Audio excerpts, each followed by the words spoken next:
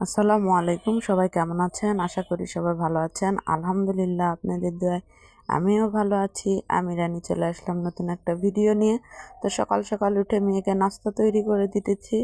এটা হচ্ছে সকালের ডিউটি আমার। বড় মেয়েকে নাস্তা বানিয়ে দেওয়া লাগে, ভাত রান্না করে দিতে হয়। তো এই তো আজকে দুধ চিনি দিয়ে রুটি ভিজে দিব, এটা 9:30টার সময় খাবে। আর ভাত রান্না করছি আর একটা তরকারি রান্না করছি, সেটাই হচ্ছে মেয়েকে দিয়ে দিব। কারণ আজকে হচ্ছে ঘুম থেকে একটু লেট হয়ে গেছে ওঠার, সেজন্য আর একটা তরকারি রান্না করতে পারছি। তো এই তো মেয়েকে সাধারণ খাবার দিই প্রত্যেক দিন বাড়ি থেকে, কারণ বাইরের খাবার বেশি খেলে তো অসুস্থ হয়ে পড়বে, সেজন্য বাড়ির খাবার দেওয়ার চেষ্টা করি।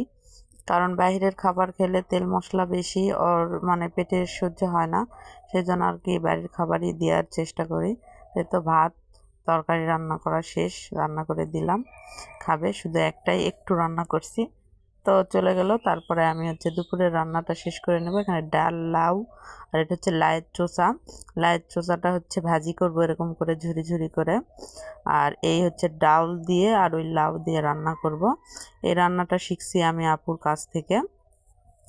তো সব কিছু দেখাচ্ছি এই কারণে, আপনার ভাইয়ার জন্য। এখানে পেঁয়াজ, রসুন, তারপরে কালো ফল, সাদা ফল এই ডালের মধ্যে দিয়ে দিব, আদা, সব কিছু দিয়ে এটা হচ্ছে সিদ্ধ করার জন্য উঠাই দিব।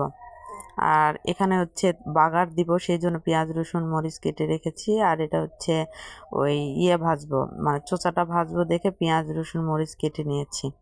আর এখানে কয়েকটা আলুও ঝুরি করে দিয়েছি। অনেক মজা লাগে এই ভাজিটা খেতে, এটা আমি ঢাকা থেকে শিখছি। তো এই যে ডাল এখন উঠাই দিব। ডাউলটা রান্না প্রথম করব আমি, আপুর হাতের অনেক মজা লাগছিল, সেই জন্য আমি আজকে ট্রাই করলাম। এই তো ডাউলটা সিদ্ধ হয়ে আসছিল, একটু তেল দিয়ে দিলাম, তারপরে হলুদ, লবণ পরিমাণ মতো দিয়ে এটা ভালো করে নাড়াচাড়া করে ওখানে হচ্ছে যে কেটে রাখা লাউগুলো দিয়ে দিব। লাউগুলো দিয়ে দিচ্ছি। এভাবে রান্না করবেন আপনারা কেউ যদি করতে চান, কারণ রান্না কম বেশি সবাই পারে। তারপরে পরিমাণ মতো পানি দিয়ে ভালো করে সিদ্ধ করে নিতে হবে।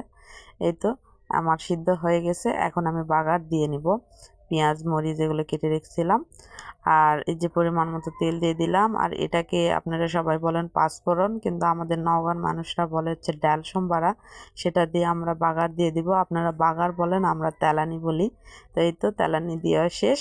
এখন এটাকে ভালো করে নাড়াচাড়া করে নামিয়ে নিব।